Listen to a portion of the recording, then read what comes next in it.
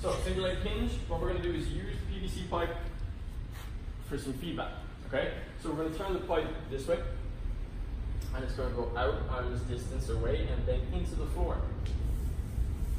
Good. From here, you're going to let the pipe lean forward and you're going to hinge your hips back.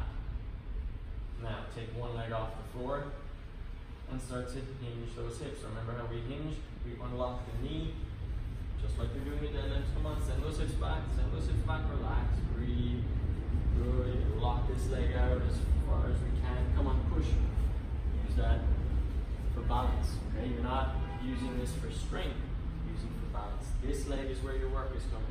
Good. Lock out this back leg now. Keep pushing, keep pushing, keep pushing, keep pushing. You gotta go harder, you gotta go harder, you gotta go harder. You gotta lock out that back knee.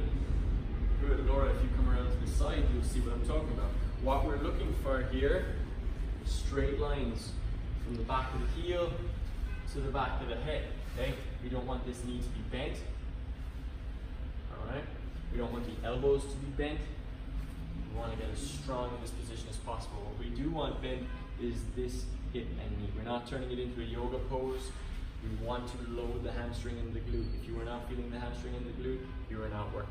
To come up, you are going to push the floor away with that down leg. Push, extend your knee, stand tall. Excellent.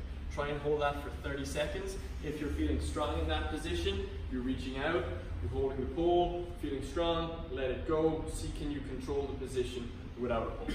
Right?